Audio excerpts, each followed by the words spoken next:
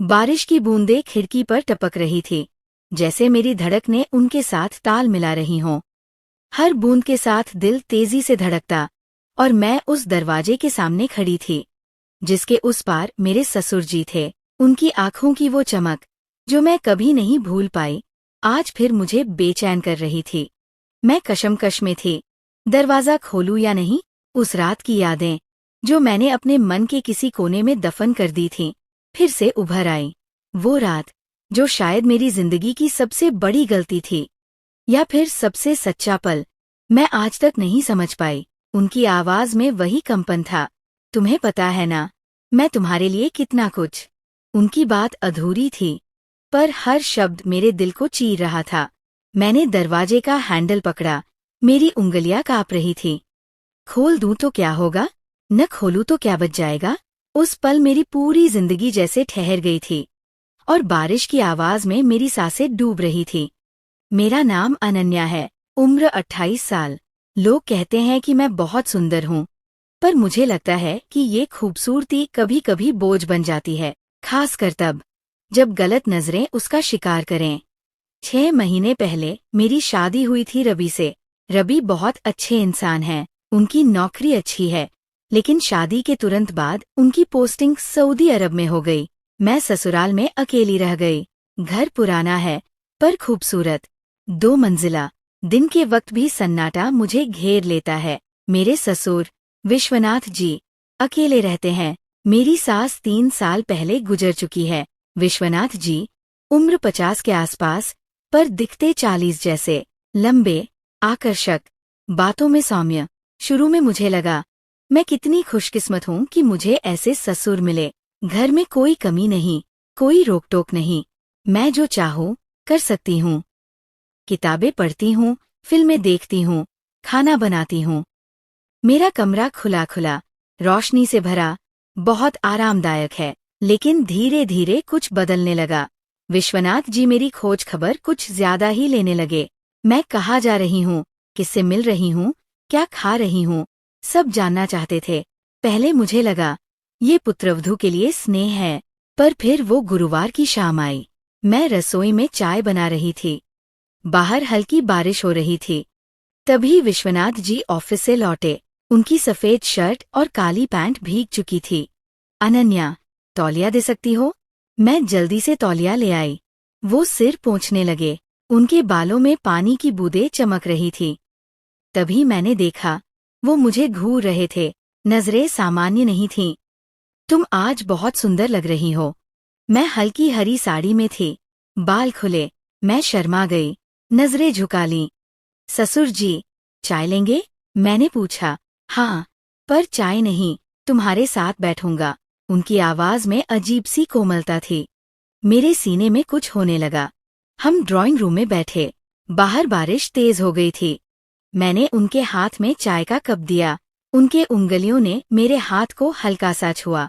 वो छोटा सा स्पर्श मेरे अंदर तूफान ले आया। रवि कैसा है? उन्होंने पूछा।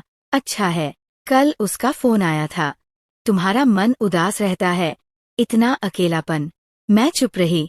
सच तो ये है कि मन उदास रहता है।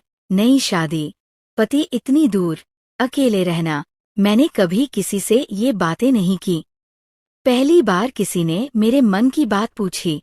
मैं तो हूं ना, तुम्हारी हर जरूरत के लिए। उनकी आंखों में कुछ और था। मैं समझ गई कि ये जरूरत कुछ और है। उस रात नींद नहीं आई। बार बार उनकी नजर, उनकी बातें दिमाग में घूमती रहीं। शायद मैंने गलत समझा, पर मन का एक हिस्सा जानता था कि मैं सही थी। अगले दिन सुबह मैं नाश्ता बना रही थी। वो पीछे से आए, बहुत पास। मैं उनकी सांसें महसूस कर रही थी। क्या बना रही हो? पराठा, घी। मेरा गला सूख गया। तुम बहुत अच्छा खाना बनाती हो, रवि ने बताया था। मैंने पलटकर देखा। वो मेरे चेहरे के इतने पास थे कि मेरा दिल धड़कने लगा। उन्होंने मेरे माथे के पास के बाल हल्के से हटाए। ये बाल बिखरे क्यों रहते हैं? उनकी उंगलियां मेरे माथे पर छू गईं। मैं स्थिर खड़ी रही, कुछ बोल नहीं पाई। वो मुस्कुराए। उस दोपहर मैं अपनी सहेली मीना से फोन पर बात कर रही थी। वो अचानक मेरे कमरे में आ गए। मैंने फोन काट दिया। किससे बात कर रही थी? मीना से।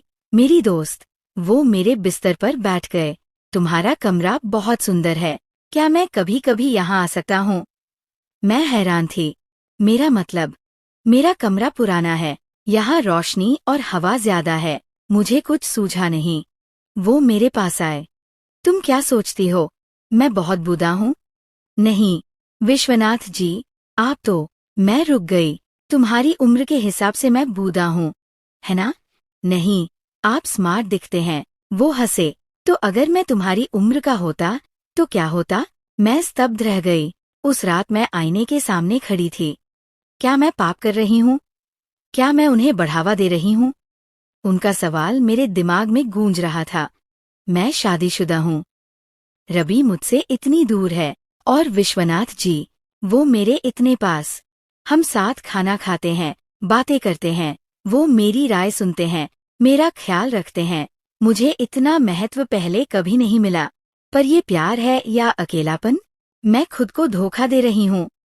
अगले दिन मैंने फैसला किया कि दूरी बनाऊंगी। पर एक ही घर में ये कैसे मुमकिन है? दोपहर में मैंने रवि को फोन किया। उसकी आवाज सुनकर मन और उदास हो गया।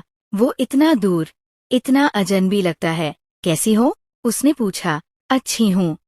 तुम? बिजी हूँ। काम का प्रेशर है। बाबा का ख्याल रखना। वो अकेले हैं, तुम्हारे होने से खुश है। मैं चुप रह गई। रवि को नहीं पता कि उसके बाबा मेरा कितना ख्याल रख रहे हैं। उस दिन शाम को विश्वनाथ काका मेरे लिए एक तोहफा लाए। एक नीली साड़ी, इतनी सुंदर कि देखते ही मन मोह लिया। उन्होंने हंसते हुए कहा, ये तुम्हारे लिए। मैंने हैरानी से उनकी तरफ देखा। क्यों? बिना वजह तोहफा? उन्होंने मेरी आंखों में देखकर कहा, इस रंग में तुम बहुत खूबसूरत लगोगी। मैंने साड़ी पकड़ ली, लेकिन मन में एक हल्का सा संकोच था। क्या ये ठीक है? मैंने पूछा। मुझे तोहफे की जरूरत नहीं। उन्होंने गर्मजोशी से जवाब दिया। जरूरत का क्या मतलब? तुम इस घर की बेटी हो, मेरी बहू। क्या मैं अपनी बहू को तोहफा नहीं दे सकता? मैं चुप हो गई। उनकी बातों में प्यार था, लेकिन कहीं न कहीं मुझे लगा कि वो मुझे सिर्फ बहू की तरह नहीं देख रहे। उस रात मैंने वो नीली साड़ी पहनी, आईने के सामने खड़ी होकर खुद को देखा, और सचमुच मैं खूबसूरत लग रही थी। तभी दरवाजे पर खटखट हुई। कौन? मैंने पूछा। मैं, विश्वनाथ। उनकी आवाज आई। मैंने दरवाजा खोला। मुझे देखकर वो जैसे ठहर से गए। तुम कितनी सुंदर लग रही हो। उनकी आवाज में एक अजीब सी गर्माहट थी। मैं शर्मा गई, नजरें झुका लीं। धन्यवाद, मैंने धीरे से कहा। वो कमरे में आए, दरवाजा बंद किया। मेरा दिल जोर जोर से धड़कने लगा। क्या मैं तुम्हारे पास बैठ सकता हूँ? उन्होंने पूछा। मैंने सिर्फ सिर हिलाया। वो मेरे बिस्तर पर बैठ गए, मैं कुर्सी पर। अनन्या, मैं तुमसे कुछ कहना चाहता हूँ। उनकी आवाज गंभीर थी। मैंने कहा, बोलिए। वो रुके, फिर धीरे से बोले, मुझे पता है ये ठीक नहीं, लेकिन मैं तुमसे प्यार करने लगा हूँ। मैं जैसे सांस लेना भूल गई। उन्होंने सचमुच कह दिया। मैंने उनकी तरफ देखा। उनकी आंखों में प्यार था, लेकिन साथ में एक गहरी उदासी भी। वो बोले, मुझे पता है तुम मेरी बहू हो। ये गलत है, पाप है, लेकिन मैं खुद को रोक नहीं पा रहा। हर दिन तुम्हें देखता हूँ, तुमसे बात करता हूँ, और ये दिल, ये बस तुम्हारी तरफ खिंचता चला जाता है। मैं कुछ बोल नहीं पाई। मेरे लिए ये सब एक सपने जैसा था। तुम कुछ बोल क्यों नहीं रही? उन्होंने पूछा। मुझे नहीं पता क्या कहूँ, मैंने हकलाते हुए कहा। वो मेरे पास आए, मेरा हाथ पकड़ा। अगर तुम मुझे जरा भी प्यार करती हो, तो बोलो, मैं सब संभाल लूंगा। उनकी आंखों में चाहत थी, लेकिन साथ में डर भी। शायद वो भी मेरी तरह कशमकश में थे। मैंने कहा, विश्वनाथ, मैं बहुत कंफ्यूज हूँ। उन्होंने मेरे गाल पर हाथ रखा, बोले, मैं भी कंफ्यूज हूँ, लेकिन मैं जानता हूँ कि मैं तुमसे प्यार करता हूँ। मैंने उनका हाथ हटाया, लेकिन छोड़ा नहीं। मैंने उसे पकड़े रखा। मुझे डर लग रहा है। मैंने कहा, मुझे भी। उन्होंने जवाब दिया, लेकिन मैं तुम्हारे बिना रह नहीं पाऊंगा। उस रात हमने बस बातें की, एक दूसरे का हाथ थामे बैठे रहे, लेकिन मुझे पता था, मैंने एक रेखा पार कर ली थी। अगले दिन से सब कुछ बदल गया। मैं उन्हें विश्वनाथ कहने लगी। वो मेरे साथ ज्यादा वक्त बिताने लगे। हम साथ में फिल्में देखते, खाना खाते, बाजार जाते। लोग हमें देखकर शायद सोचते, कितना प्यारा ससुर बहू का रिश्ता है। लेकिन हम दोनों जानते थे, ये कुछ और था। एक बारिश वाले दिन हम बरामदे में बैठे थे। मेरा सिर उनके कंधे पर था। वो मेरे बालों में हाथ फेर रहे थे।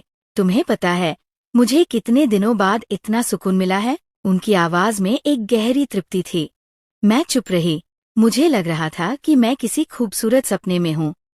लेकिन मैंने पूछ लिया, विश्वनाथ जी, क्या हम गलत कर रहे हैं? उन्होंने धीरे से कहा, शायद।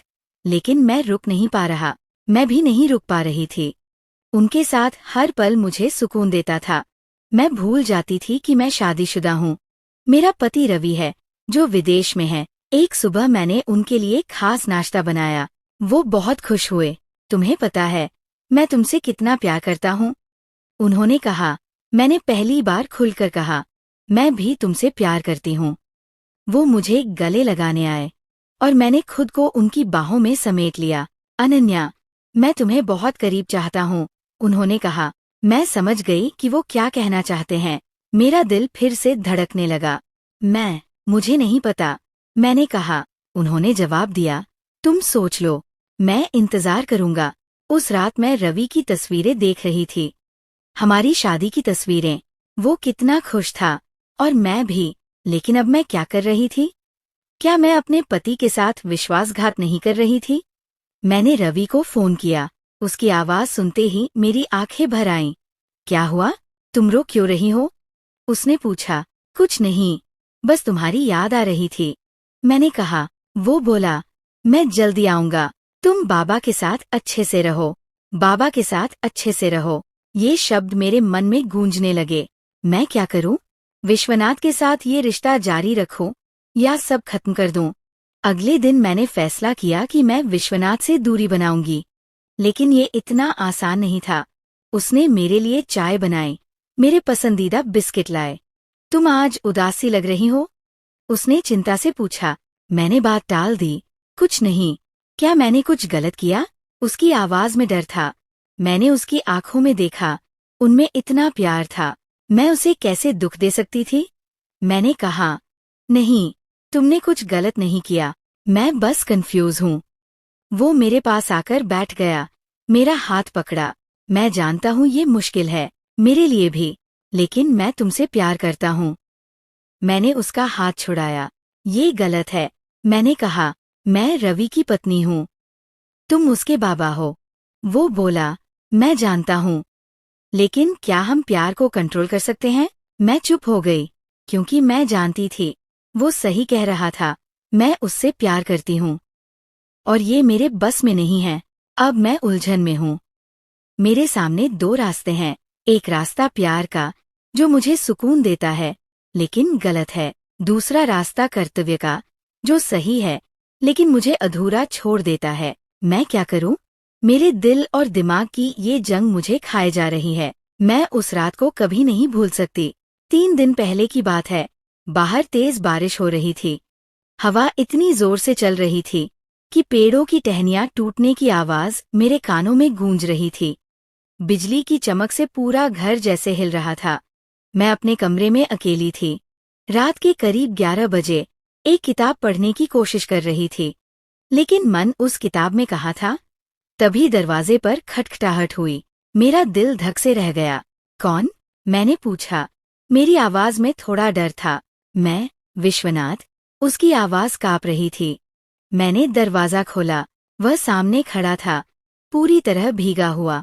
उसके बाल बिखरे हुए, सिर्फ एक पतली हाफ शर्ट बदन पर। बारिश की बूंदें उसके चेहरे से टपक रही थी। क्या हुआ? मैंने पूछा। मेरी आवाज में चिंता थी। मेरे कमरे की छत से पानी टपक रहा है। क्या मैं यहाँ थोड़ी देर रह सकता हूँ? उसने कहा। मैं एकदम सन्न रह गई। उसे अपने कमरे में बुलाऊं? इस रात में? तुम ड्राइंग रूम में रहो ना, मैंने हड़बड़ाते हुए कहा। वहाँ भी पानी टपक रहा है। सिर्फ तुम्हारा कमरा ही ठीक है, उसने जवाब दिया। मैंने उसकी आंखों में देखा। उनमें एक अजीब सी चाहत थी, एक ऐसी चमक जो मुझे बेचैन कर रही थी। मुझे लगा वो झूठ बोल रहा है, लेकिन मेरे पैर जैसे जड़ हो गए। मैं उसे रोक नहीं पाई। ठीक है, मैंने धीरे से कहा, लेकिन मैं कुछ नहीं करूंगी, सिर्फ एक रात। उसने सिर हिलाया और अंदर आ गया। मैंने दरवाजा बंद किया। मेरा दिल जोर जोर से धड़क रहा था। तुम पूरी तरह भीग गए हो, मैंने कहा और उसे एक तौलिया थमा दिया। वह अपने बाल पोंछने लगा। मैं उसे चुपके से देख रही थी। बारिश में भीगा उसका चेहरा कितना सुंदर लग रहा था। उसकी आंखें, उसकी मुस्कान, सब कुछ जैसे मुझे खींच रहा था। तुम्हें पता है अनन्या, मैंने कितने दिन तुम्हारे साथ अकेले रहने का सपना देखा है, उसने अचानक कहा। उसकी आवाज में इतनी गहराई थी कि मेरा मुंह सूख गया। मैं कुछ बोल नहीं पाई। वह मेरे पास आया, इतना पास कि मैं उसकी सांसें महसूस कर सकती थी। अनन्या, मैं तुमसे प्यार करता हूँ, उसने कहा और मेरे होठों पर एक हल्का सा चुंबन दे दिया। मेरा दिमाग चिल्ला रहा था कि ये गलत है, लेकिन मेरा दिल, वो तो रुक ही नहीं रहा था। मैंने विरोध नहीं किया, मैं कर ही नहीं पाई। मैंने उसकी छाती पर सिर रख दिया। मेरी आंखों में आंसू आ गए। मैं जानती थी ये गलत है, लेकिन उस पल में मैं बस बहना चाहती थी। उस रात हमने कुछ नहीं किया, बस एक दूसरे को गले लगाकर लेटे रहे। मैंने उसकी छाती पर सिर रखा, उसने मेरे बालों में हाथ फेरा। हमने बातें की, प्यार की, भविष्य की। क्या हम साथ रह सकते हैं, मैंने पूछा। मुझे नहीं पता, लेकिन मैं कोशिश करूंगा, उसने कहा। रवि का क्या होगा, मैंने फिर पूछा। वह चुप हो गया। हम दोनों जानते थे कि इस सवाल का कोई आसान जवाब नहीं है। अगली सुबह जब मैं उठी, विश्वनाथ वहां नहीं था। वह अपने कमरे में चला गया था। मैंने राहत की सांस ली, लेकिन मन का एक कोना उसके लिए तड़प रहा था। नाश्ते के वक्त हमने सामान्य व्यवहार करने की कोशिश की, लेकिन जब भी हमारी नजरें मिलती, मैं शर्मा कर नजरें फेर लेती। कल रात तुम्हें नींद कैसी आई, उसने पूछा। अच्छी, मैंने झूठ बोला। सच तो ये था कि मैं पूरी रात सो नहीं पाई। बार बार उसकी बातें, उसकी बाहें, उसकी आवाज मेरे दिमाग में घूम रही थी। दोपहर में मैं अकेली थी। मैंने अपनी डायरी निकाली। मैं हमेशा अपने मन की बातें उसमें लिखती हूँ। क्या मैं पागल हो गई हूँ? क्या मैं वाकई विश्वनाथ से प्यार करती हूँ, या ये सिर्फ अकेलापन है? क्या मैं अपनी शादीशुदा जिंदगी बर्बाद कर रही हूँ? मैं कुछ समझ नहीं पा रही थी। बस इतना जानती थी कि विश्वनाथ के साथ मैं खुश थी। उसके साथ मैं खुद को पूरा महसूस करती थी। शाम को विश्वनाथ ऑफिस से लौटा। मैंने उसके लिए चाय बनाई। आज तुम बहुत सुंदर लग रही हो, उसने कहा। मैं हंस दी। मैं तो रोज एक जैसी हूँ। नहीं, आज कुछ अलग है। तुम्हारे चेहरे पर एक रौनक है, उसने कहा। मैं शर्मा गई। शायद उस रात के बाद मुझमें कुछ बदल गया था। फिर उसने अचानक कहा, अनन्या, मैं रवि को हमारे बारे में बताना चाहता हूँ। मैं स्तब्ध रह गई। हमारे रिश्ते के बारे में? हाँ, उसने कहा। मैं तुमसे शादी करना चाहता हूँ। मैं जैसे जमीन पर ठिठक गई। शादी? तुम मुझसे शादी करना चाहते हो? हाँ, मैं जानता हूँ ये मुश्किल है, लेकिन मैं तुम्हारे बिना नहीं रह सकता। मुझे वक्त चाहिए, मैंने हकलाते हुए कहा। ठीक है, लेकिन ज्यादा वक्त नहीं। मैं अब और छुपा नहीं सकता, उसने कहा। उस रात मैं अपने कमरे में अकेली बैठी सोच रही थी। विश्वनाथ मुझसे शादी करना चाहता है, लेकिन क्या ये संभव है? क्या मैं रवि को छोड़कर उसके साथ रह सकती हूँ? मैंने मोबाइल उठाया, रवि का नंबर डायल करने की कोशिश की, लेकिन हिम्मत नहीं हुई। मैं उसे क्या कहूंगी कि मैं उसके पिता से प्यार करती हूँ? रात 12 बजे फिर दरवाजे पर खटखटाहट हुई। मैं जानती थी ये विश्वनाथ है। मैंने दरवाजा खोला। नींद नहीं आ रही, उसने पूछा। नहीं, तुम्हें भी, मैंने कहा। मुझे भी नहीं, मैं तुम्हारे बारे में सोच रहा था, उसने कहा और मेरे कमरे में आकर बैठ गया। मैं उसके बगल में बैठ गई। अनन्या, मैं जानता हूँ मैंने तुम्हें मुश्किल में डाल दिया है, लेकिन मैं तुम्हारे बिना जी नहीं सकता। मैंने उसका हाथ पकड़ा। मैं भी तुम्हारे बिना नहीं रह सकती, लेकिन मुझे डर लग रहा है, सब कुछ का, रवि का, समाज का, अपने आप का। उसने मुझे गले लगा लिया। मैंने उसकी छाती में मुंह छुपा लिया। उस पल में मुझे सुकून मिला, लेकिन मन के एक कोने में ये डर भी था कि ये सब कहाँ ले जाएगा। मैं बस इतना जानती थी कि मैं उससे प्यार करती हूँ, और ये प्यार मुझे डुबो रहा था। हम कहीं चले जाएंगे, नई जिंदगी शुरू करेंगे। क्या ये संभव है? उसकी आंखों में चमक थी। उसने कहा, सब मुमकिन है, अगर हम चाहें। उसकी बातों ने मेरे दिल में उम्मीद जगा दी। शायद सचमुच हम एक साथ रह सकते हैं। उस रात हमने घंटों बात की, अपने सपनों की, अपने भविष्य की। हमने तय किया कि एक योजना बनाएंगे, एक ऐसी दुनिया की जहां कोई रोक टोक न हो। लेकिन अगली सुबह सब बदल गया। मेरा फोन बजा। रवि था। उसकी आवाज में उत्साह था।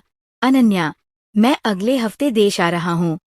मेरा लीव मंजूर हो गया है। मैं सन्न रह गई। क्या, तुम आ रहे हो? हाँ, 1 महीने के लिए। मैं तुम्हें सरप्राइज देना चाहता था। मेरी जुबान बंद हो गई। दुनिया जैसे थम सी गई। उसने पूछा, तुम खुश नहीं हो? मैंने झूठ बोला, नहीं, मैं बहुत खुश हूँ। लेकिन मेरे हाथ कांप रहे थे। मैंने फोन रखा और सीधे विश्वनाथ जी के पास भागी। वह नाश्ता कर रहे थे। मैंने हड़बड़ाते हुए कहा, विश्वनाथ जी, बड़ी मुसीबत है। रवि अगले हफ्ते आ रहा है। उनका चम्मच मेज पर गिर पड़ा। उनका चेहरा पीला पड़ गया। क्या, वह आ रहा है? हाँ, 1 महीने के लिए। हम दोनों खामोश हो गए। हमारे सारे सपने जो हमने रात में बुने थे, पल में चकनाचूर हो गए। मैंने पूछा, अब क्या करेंगे? उन्होंने धीरे से कहा, मुझे नहीं पता। मैंने तो सोचा भी नहीं था कि वह इतनी जल्दी आएगा। क्या हम सब खत्म कर दें? उनकी आंखों में दर्द था। मैं कुछ बोल नहीं पाई। मेरा दिल चीख रहा था, लेकिन मैं नहीं जानती थी कि मैं क्या चाहती हूँ। वो हफ्ता हमारे लिए काटना मुश्किल था। हम जानते थे, रवि के आने के बाद सब बदल जाएगा। हमारा रिश्ता जो हमने इतने प्यार से जोड़ा था, अब और नहीं चल सकता था। फिर भी उस हफ्ते हमने हर पल एक साथ बिताने की कोशिश की, जैसे वो हमारे आखिरी पल हों। विश्वनाथ जी ने एक रात कहा, अनन्या, मैं तुम्हें कभी नहीं भूल पाऊंगा। मेरी आंखें भर आईं। मैंने कहा, मैं भी तुम्हें नहीं भूल पाऊंगी। लेकिन क्या हम सचमुच सब खत्म कर देंगे? मेरी आवाज कांप रही थी। उन्होंने जवाब नहीं दिया, बस मेरी ओर देखते रहे। रवि के आने से एक रात पहले हम आखिरी बार एक साथ थे। हमने बातें की, एक दूसरे को गले लगाया और खूब रोए। मैंने पूछा, तुम्हें लगता है हमने गलती की? उन्होंने कहा, मुझे नहीं पता, लेकिन मुझे कोई पछतावा नहीं है। मैंने कहा, मुझे भी नहीं, पर मुझे डर लग रहा है। उन्होंने मेरे हाथ थामे और कहा, मुझे भी। अगले दिन रवि आ गया। उसे देखकर मुझे कुछ नहीं हुआ। कोई खुशी, कोई उत्साह, जैसे मैं किसी अनजान इंसान को देख रही थी। उसने पूछा, तुम कैसी हो? मैंने कहा, अच्छी, लेकिन मैं अच्छी नहीं थी। मेरा दिल विश्वनाथ जी के लिए तड़प रहा था। रवि के आने से हमारी सारी योजनाएं बिखर गईं। मैं और विश्वनाथ जी एक साथ बात नहीं कर सकते थे, मिल नहीं सकते थे, लेकिन हमारी आंखें मिलती थीं। उनमें वही प्यार था, वही दर्द। हम जानते थे कि हम एक दूसरे से कितना प्यार करते हैं, पर हम साथ नहीं रह सकते थे। एक दिन रवि ने मुझसे कहा, पापा के साथ तुम्हारा रिश्ता बहुत अच्छा है। मैं बहुत खुश हूँ। मैं चुप रही। मेरे मन में तूफान उठ रहा था। मैं जानती थी कि हमारा वो अच्छा रिश्ता क्या है। आज रवि फिर चला गया, 1 साल के लिए। मैं फिर अकेली हूँ, विश्वनाथ जी के साथ। लेकिन हम कुछ बोल नहीं सकते। हमारा रिश्ता खतरनाक है, हम दोनों ये जानते हैं। आज सुबह उन्होंने मुझसे पूछा, क्या हम फिर से शुरू करें? मैंने उनकी ओर देखा। मुझे लगा मैं किसी खाई के किनारे खड़ी हूँ। अगर गिरी तो शायद कभी न उठ पाऊं। मैंने कहा, मुझे नहीं पता, लेकिन मेरे दिल के किसी कोने में मैं जानती हूँ कि मैं उनसे प्यार करती हूँ। उनके बिना जी नहीं सकती। मैं जानती हूँ हम फिर एक साथ होंगे। ये गलत है, मुझे पता है। इसका अंजाम बुरा हो सकता है, लेकिन मैं खुद को रोक नहीं पा रही। मुझे नहीं पता हमारा भविष्य क्या है। मुझे नहीं पता ये प्यार मुझे बर्बाद करेगा या खुशहाल बनाएगा। मैं बस इतना जानती हूँ कि मैं विश्वनाथ जी से प्यार करती हूँ। ये प्यार मेरा अभिशाप है या आशीर्वाद, ये तो वक्त ही बताएगा। तो दोस्तों, आपको ये कहानी कैसी लगी? कमेंट में ज़रूर बताएं। अगर आप पहली बार इस चैनल पर आए हैं तो चैनल को सब्सक्राइब करना न भूलें। ऐसी ही रोचक कहानियों के लिए तब तक के लिए हमें इजाज़त दें।